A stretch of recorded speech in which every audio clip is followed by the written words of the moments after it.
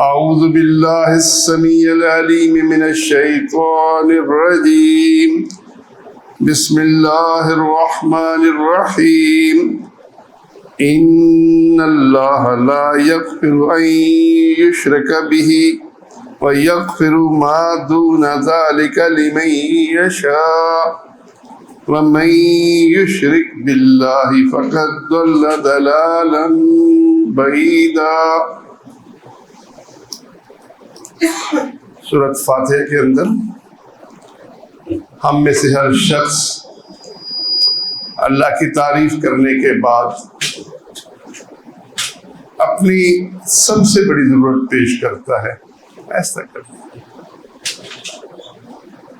صراط مستقیم پر چلتے رہنے کی توفیق مانگتا ہے، اور ساتھ وضاحت کرتا ہے کہ صراط مستقیم وہ راستہ ہے جس پر تیرے انعام یافتہ لوگ چلے، اور ساتھ ہی دو راستوں سے پناہ مانگتا ہے، مغضوب اور ضال لوگوں کے راستوں سے۔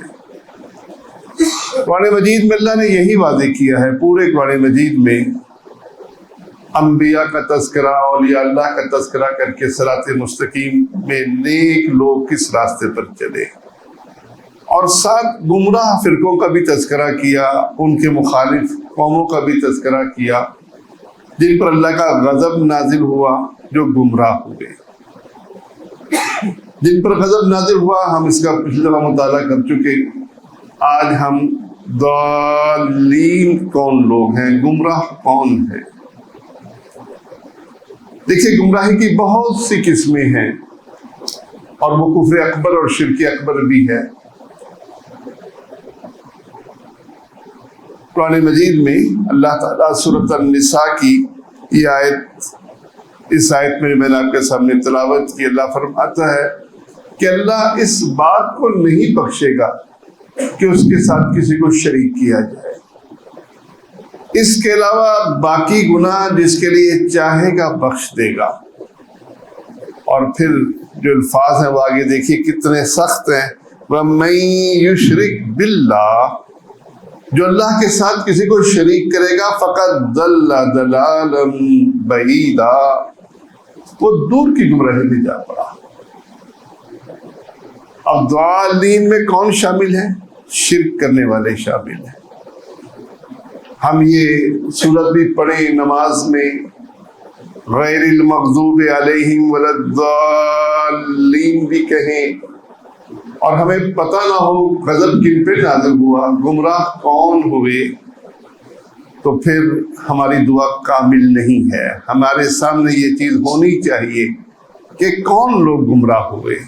تو اس آیت میں اللہ نے شرک کرنے والوں کو گمراہ کہا۔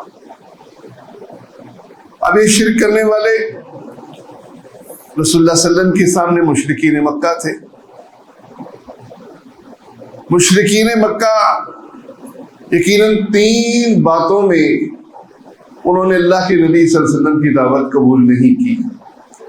پہلی بات یہ کہ اللہ وحدہ لا شریک ہے، لا الہ الا اللہ کہہ دو، انہوں نے نہیں کہا۔ دوسری بات کہ میں اللہ کا رسول ہوں، انہوں نے اس کو بھی قبول نہیں کیا۔ اور تیسری بات کہ مرنے کے بعد ایک زندگی ہے، انہیں حساب و کتاب دینا ہے۔ وہ کہتے تھے ہم مر گئے، مٹی ہو گئے، ہم دوبارہ زندہ ہوں گے، ایسا نہیں ہو سکتا۔ تو انہوں نے اللہ کی توحید کا انکار کیا، رسالت کا انکار کیا، آخرت کا انکار کیا۔ لیکن ان میں سے ہر جرم اتنا بڑا جرم ہے کہ آدمی کے اعمال برباد ہو جاتے ہیں، آدمی مستقل جہنمی بن جاتا ہے۔ چاہے ان تینوں میں سے کسی ایک کا انکار کرے، ان میں 3 بڑے جرم ہیں، لیکن ہم ایک جرم کا بھی انکار کریں تو ہمارا مقام مستقل جہنم ہے۔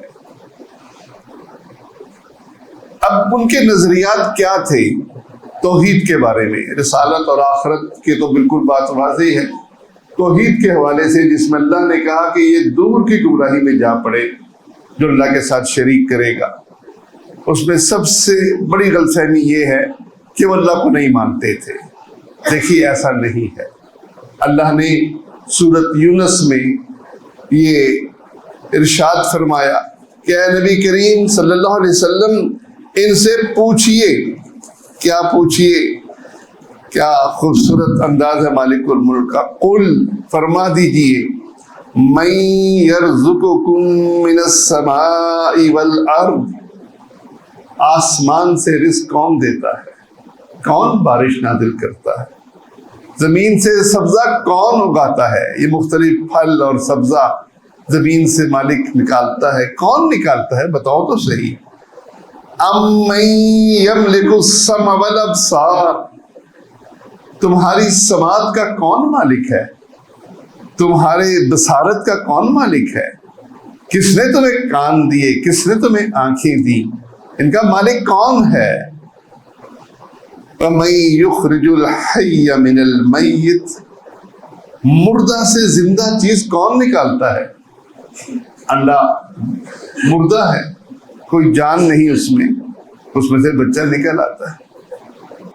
زندہ میں سے مردہ نکالنے والا کون ہے؟ مرغی میں سے انڈا نکالنے والا کون ہے؟ اور بہت چیزیں ہیں. میں یہ اپنی طرف ایک مثال دی ہے. وَمَن يُدَبِّرُ الْأَمْرَ، معاملات کا فیصلہ کون کرتا ہے؟ یہ زمین اور آسمان کس کے اختیار میں ہے؟ کون آسمان سے بارش برساتا ہے؟ کون سورج نکالتا ہے؟ کون سورج کو غائب کرتا ہے؟ دن اور رات کس کے اختیار میں ہیں؟ فیصلے کون کرتا ہے؟ تمہاری زندگی کے فیصلے کون کرتا ہے؟ اللہ فرماتا ہے فَسَيَقُولُونَ اللَّهُ، وہ ضرور کہیں گے یہ سب کام تو اللہ کرتا ہے. فَقُلْ أَفَلَا تَتَّقُونَ، ان سے پوچھئے کہ تم اللہ سے بھی ڈرتے کیوں نہیں؟ وہ مشرکین مکہ بھی مانتے تھے کہ زمین اور آسمان کا مالک، ہماری سماعت اور بصارت کا مالک، اس دنیا کا نظام چلانے والا اللہ اکیلا ہے. اللہ پھر پوچھتا ہے جب تم یہ سب کچھ مانتے ہو پھر تم اس سے ڈرتے کیوں نہیں؟ اس کے ساتھ شریک کیوں بناتے ہو؟ تو پہلی بات تو مشرکین مکہ اللہ کو مانتے تھے. دوسری بات کہ مشرکین مکہ سخت مصیبت میں اللہ کو پکارتے تھے، وہ اللہ کو مانتے تھے اور سب سے بڑا الہ مانتے تھے. سورۃ الانعام کو دیکھیے، اللہ تعالیٰ سورۃ الانعام کے اندر یہ آیت نمبر 40 اور 41 ہے. اللہ فرماتا ہے قل، اے نبی کریم صلی اللہ علیہ وسلم ان سے کہیے ارائیتکم، بھلا بتلاؤ تو صحیح، ذرا سوچو تو صحیح، ان اتاکم عذاب اللہ، اگر تمہارے اوپر اللہ کا عذاب آ جائے، ایک دم کوئی ایسا طوفان آ جائے، یا او اتتکم الساعہ، یا قیامت کی گھڑی آ جائے، دنیا کی کوئی مصیبت آ جائے، اچانک آ جائے اور سب سے بڑی مصیبت ہو، یا آخرت کا عذاب آ جائے، زلزلہ آ جائے، اللہ پوچھتا ہے اغیر اللہ تدعون، کیا پھر بھی تم اللہ کے علاوہ کسی اور کو پکارو گے؟ یعنی سخت مصیبت میں وہ سمجھتے تھے کہ صرف اللہ کو پکارنا چاہیے، یہاں اللہ ہماری مشکل کو حل کرے گا. ان کنتم صادقین، اگر تم سچے ہو شرک کرنے میں تو بتاؤ پھر اس مصیبت میں تم کس کو پکارو گے؟ اللہ فرماتا ہے بل ایاہ تدعون، بلکہ اس اللہ اکیلے کو تم پکارتے ہو. اس وقت تمہارے اپنے بنائے ہوئے شریک سارے گم ہو جاتے ہیں، غائب ہو جاتے ہیں، ان کو تم پکارتے ہی نہیں ہو. بل ایاہ تدعون، اس اکیلے کو اپنی مشکل کے حل کے لیے پکارتے ہو. فَيَكْشِفُ مَا تَدْعُونَ إِلَيْهِ إِن شَاءَ، پھر وہ اگر چاہتا ہے تمہاری تکلیف کو دور کر دیتا ہے. وَتَنْسَوْنَ مَا تُشْرِكُونَ، جو تم نے شریک بنائے ہوئے تھے تم اس وقت سب کو بھول جاتے ہو. یعنی مشرکین مکہ سمجھتے تھے کہ اللہ سب سے بڑا الہ ہے اور سخت مصیبت کے اندر صرف وہی کام آئے گا، چھوٹے بنائے ہوئے ہمارے معبود وہ ہمارے کام نہیں آئیں گے. وہ اللہ اکیلے کو پکارتے تھے. اچھا پھر وہ پکارتے کیوں تھے؟ وہ کیا سمجھتے تھے؟ सूरत यूनस की ये आयत नंबर 18 है। वयअबुदून मिन दूनिल्लाह, वो अल्लाह के सिवा उनकी बंदगी करते हैं। मा ला यदुर्रुहुम वला यनफउहुम, जो उनको नुकसान भी नहीं पहुंचा सकते, नफा भी नहीं पहुंचा सकते, जिनके इख्तियार में नफा नुकसान नहीं है। पत्थर के बुत हैं, फौजशुदा बुजुर्ग हैं। दुनिया में तो उनके हाथ में कलाशनकोफ हो सकती थी, उनके हाथ में पैसे हो सकते थे किसी को देने के लिए। जब दुनिया से चले गए तो किसी के इख्तियार में वो डरावा, वो फायदा देना, वो उनके इख्तियार में नहीं है। अल्लाह फरमाता है वो यकूलून, और साथ कहते क्या हैं उनके बारे में, हाउलाई शुफाउना इंदल्लाह, ये अल्लाह के यहाँ हमारे सिफारशी हैं। हम इनको इलाह नहीं मानते, अपना रब नहीं मानते, हम अल्लाह को मानते हैं। हम इनकी जो बंदगी कर रहे हैं वो सिर्फ इसलिए कर रहे हैं कि ये अल्लाह के यहाँ हमारी सिफारिश कर दें। यानी गोया वो सिफारशी समझते थे अपने माबूदों को। और यही बात अल्लाह ने कुरान मजीद में एक और जगह भी इरशाद फरमाई। अल्लाह फरमाता है, ये सूरह ज़ुमर है और आयत नंबर इसकी 3 है, अला लिल्लाहि दीनुल खालिस, खबरदार दीन खालिस अल्लाह अकेले के लिए है। वल्लज़ीन तख़ज़ू मिन दूनिही औलिया, जिन्होंने उसके सिवा और माबूद और औलिया और दोस्त बनाए हुए हैं। क्या कहते हैं, मा नअबुदुहुम इल्ला लियुक़र्रिबूना इलल्लाहि ज़ुल्फ़ा, हम इनकी जो बंदगी करते हैं हम इसलिए करते हैं कि ये हमें अल्लाह के करीब कर दें। अल्लाह के करीब होने के लिए हम इनको पुकारते हैं। सूरत यूनस में कहा ये हमारे सिफारशी हैं, और यहाँ सूरत ज़ुमर में फरमाया कि वो कहते ये हैं कि हमारी बंदगी जो है वो इसलिए है कि ये हमें अल्लाह के करीब करते हैं। और ये पुकारते किनको थे, नेक लोगों को पुकारते थे। सूरत अहकाफ में, और ये सूरत अहकाफ की आयत नंबर 5 और 6 है, जिसमें अल्लाह ताला इरशाद फरमाता है, वमन अदल्लु मिम्मन यदउ मिन दूनिल्लाह, उससे बड़ा गुमराह कौन होगा जो अल्लाह को अलावा उनको पुकारता है। मल्ला यस्तजीबु लहू इला यौमिल क़ियामा, जो क़यामत तक उनके सवाल का जवाब ही ना दे सके। देखिए, सुनने में झगड़ा हो जाएगा, सुनने में मुर्दे सुनते हैं जी, मुर्दे जिंदा होते हैं जी।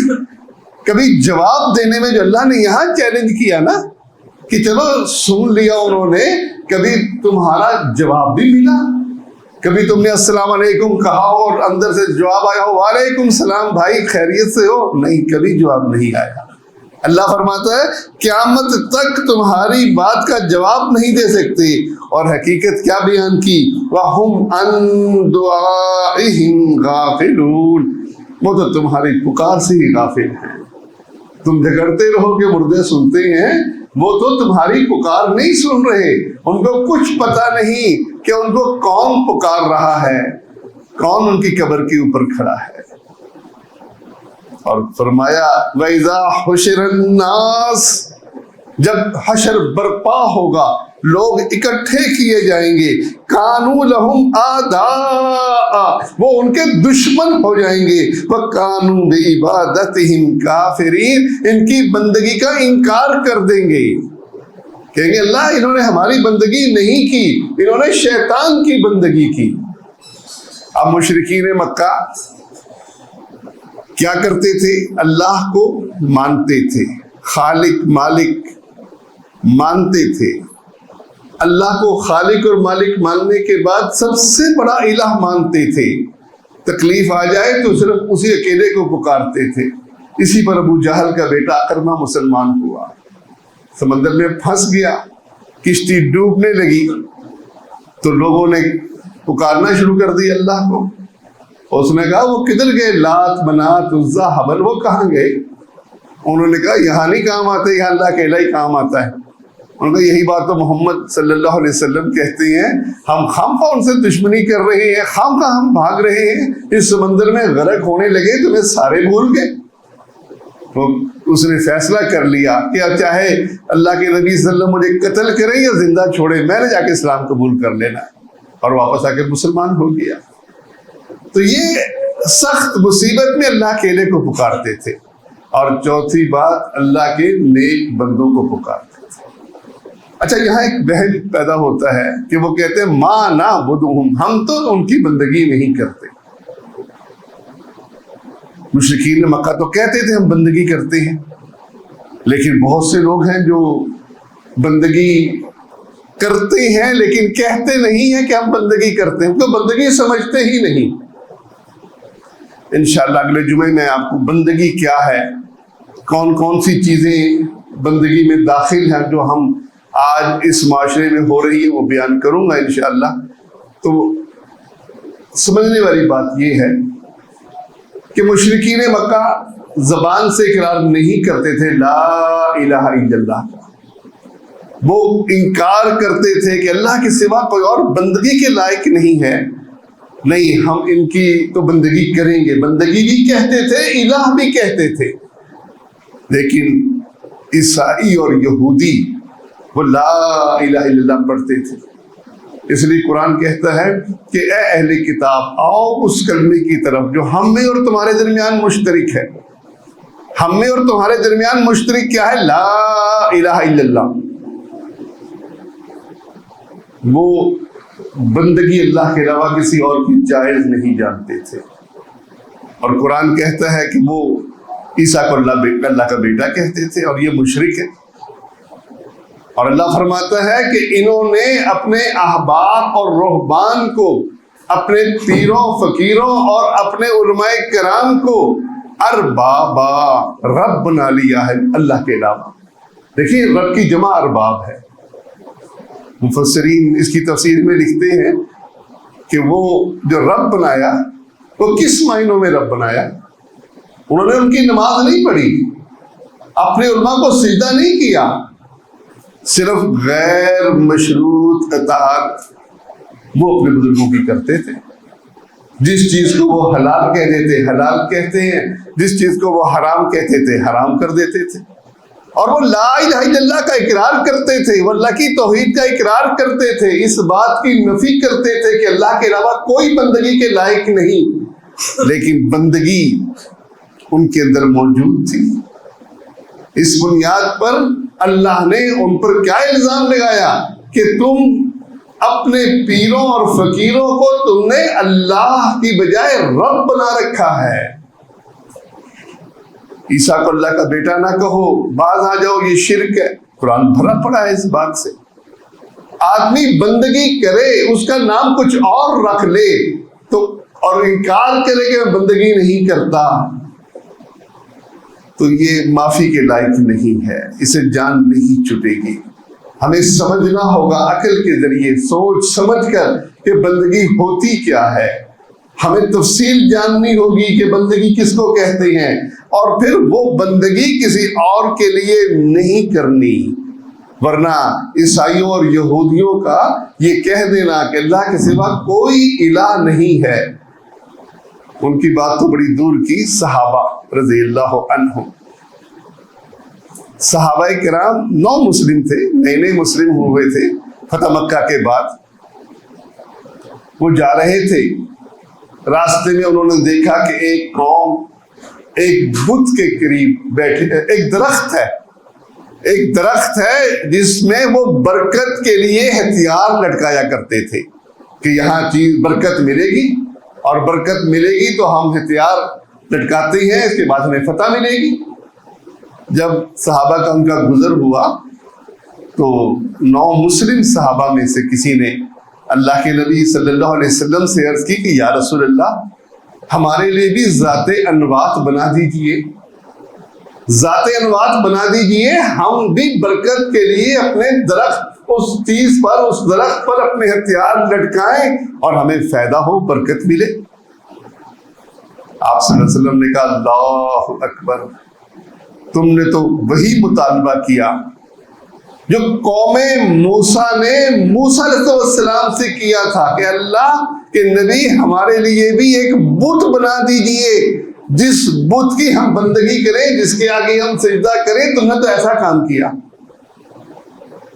ابھی ترمذی کی صحیح روایت ہے.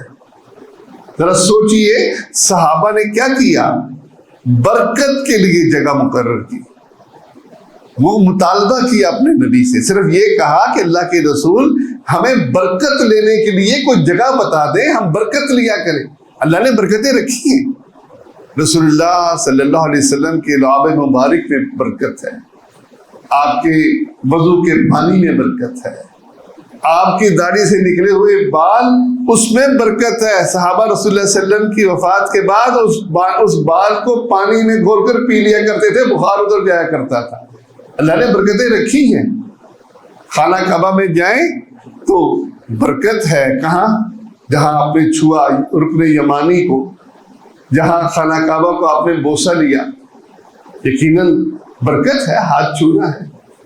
اپنی طرف سے برکت مقرر کرنا جہاں اللہ کے نبی اور اللہ نے مقرر نہیں کی, اور اس کا مطالبہ کرنا آپ صلی اللہ علیہ وسلم نے شرک اکبر قرار دیا, اور ساتھ بتا دیا کہ تم بھی عنقریب اس راستے پر چلو گے جس راستے پر چل کر یہود و نصارہ برباد ہوئے, شرک کے اندر ملوث ہوئے. تم بھی اسی راستے پر چلو گے, تم بھی یہود و نصارہ کی پیروی کرو گے.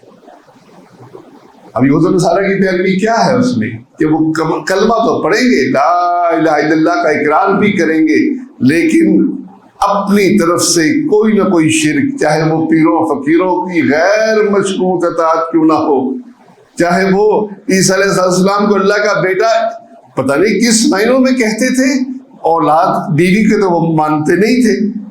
بس وہ شرک اکبر کے اندر ملوث ہونے کے بعد چاہے وہ کلمہ پڑھتا ہو, چاہے وہ اقرار کرتا ہو کہ اللہ کے سوا کوئی بندگی نہیں, بھائیو اگر شرک اکبر ہوا تو اللہ نے صاف بتا دیا کہ اللہ تعالیٰ اس بات کو معاف نہیں کرے گا. سورۃ النساء کی آیت جو میں نے آپ کے سامنے پڑھی 116 نمبر, اللہ اس بات کو معاف نہیں کرے گا کہ اس کے ساتھ کسی کو شریک کیا جائے, اور اس کے علاوہ باقی گناہ جس کے لیے چاہے گا معاف کر دے گا, اور جو اللہ کے ساتھ شریک کرے گا وہ دور کی گمراہی میں جا پڑا.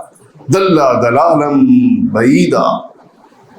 اب ہم الضالین بڑے شوق سے کہیں, اور ہم شرک کے بارے میں لاپرواہ ہوں, ہم اس کے بارے میں حساس نہ ہوں. ہم نے برکتیں لینے کے لیے جگہ مقرر کی ہو, یہ پیر صاحب کا دربار, اس کی یہ بیری کا درخت, یہ اس کی قبر, یہ اس پر رکھا ہوا نمک, یہ ساری بڑی برکتوں کا باعث ہے. بس ہم تو اس کو چاٹ لیں گے, بیری کے نیچے بیٹھ جائیں گے, بیر گرے گا بیٹا پیدا ہوگا, پتا گرے گا بیٹی پیدا ہوگی. تو یہ برکتوں کے لیے اپنی طرف سے جگہ مقرر کرنا اللہ کے نبی صلی اللہ علیہ وسلم نے شرک اکبر قرار دیا. اس کو ذرا ہمیں حساس ہونا ہے اپنی آخرت کے لیے, کیونکہ مرنے کے بعد پھر موقع نہیں ہوگا, اور وہ شخص بد نصیب ترین ہوگا, چاہے دنیا میں ڈاکٹر ہو, انجینئر ہو, پروفیسر ہو, جج ہو, وزیر اعظم کیوں نہ ہو, جو شرک میں ملوث ہوا اور قبر میں جاتے ہی سوال ہوا تیرا رب کون, اور وہ کہے ہائے ہائے مجھے تو نہیں پتا, جو لوگ کہتے تھے میں تو وہی کہتا تھا. صحیح بخاری کی روایت ہے. وہ بد نصیب ترین شخص ہے, وہ مسکین جو ساری عمر مصلی کا امام رہا اور اس کے پاس کھانے کے لیے بس روٹی پہ مشکل سے پوری ہوتی ہو, بچوں کو تعلیم دلانے کے لیے پیسے نہ ہو, اور وہ گورنمنٹ اسکول میں پڑھاتا ہو یا کسی مدرسے میں ڈال دیا ہو, اور وہ پھٹے پرانے کپڑے پہنتا ہو, لیکن اللہ نے اس کو توحید کی سمجھ دی ہو, وہ خوش نصیب ترین شخص ہے. دنیا کا وقت گزر جائے گا, جیسے بھی تنگی ہو یا مصیبت ہو, جو ہی قبر میں جائے گا اس کے لیے جو قبر کی اللہ کی رحمتیں ہیں اس کا اندازہ مرنے کے بعد ہی ہوگا. اس لیے بھائیوں ہمیں شرک کے بارے میں بڑا حساس ہونا چاہیے کہ کون کون سی چیزیں بندگی بنتی ہیں، کیونکہ بہت سی چیزیں بندگی بنتی ہیں اور ہماری نگاہوں سے اوجھل ہے. جیسے صحابہ کی نگاہ سے یہ بات اوجھل رہ گئی 9 مسلم صحابہ کی نظر سے کہ تبرک کے لیے کوئی جگہ مقرر کرنی. ہم بھی خانہ کعبہ پہ جاتے ہیں، ساری جگہ ہاتھ پھیرتے ہیں، برکتیں لیتے ہیں. بھئی برکتوں کے ہاتھ لگانے کی جگہ رکن یمانی ہے یا حجر اسود ہے؟ یہ ہر جگہ برکتیں نہیں رکھی، لیکن ہمارا دل ٹھنڈا نہیں ہوتا. روضہ رسول پر جائیں گے، وہاں بھی خوب وہ ہمیں روکنے والے روک رہے ہوں گے، نہیں بھائی ادھر مت نہیں کرو، لیکن ہم کوشش کریں گے کہ اس طرح کوئی کپڑا ہی لگ جائے دیوار کے ساتھ. دیوار کہاں اور قبر نبوی کہاں، یہاں تو مطلب اس دیوار کو بھی ہم نے باعث برکت بنا لیا. بھائی یہ باعث برکت جب اللہ کے نبی صلی اللہ علیہ وسلم نے نہیں کہا اور باعث برکت اپنی طرف سے قرار دینے کو آپ نے شرک اکبر کہا ہے، تو بھائیو بس ہمیں پھر محتاط ہونا ہے. ہمیں زندگی ایسے گزارنی ہے جیسے ہمیں شریعت سکھاتی ہے. ہمیں شرک کے بارے میں، کفر کے بارے میں، کیونکہ 3 بیماریاں ایسی ہیں، شرک اکبر، کفر اکبر، نفاق اکبر، جس کے بعد آدمی پر جنت حرام ہو جاتی ہے، جہنم اس کا مقام بن جاتا ہے. ان 3 کے علاوہ باقی گناہوں کی سزا، اس سے ایمان کم ہوتا ہے. جب تک اللہ چاہے گا جہنم میں رکھے گا، آخرکار جہنم سے نکل آئے گا. اس لیے کوشش کیجیے عقیدے کے بارے میں حساس ہونے کی، عقیدے کے بارے میں مسئلے مسائل خوب پوچھنے کی عادت ڈالیے تاکہ عقیدہ درست ہو جائے. اللہ مجھے اور آپ کو عمل کی توفیق دے. آمین یا رب العالمین.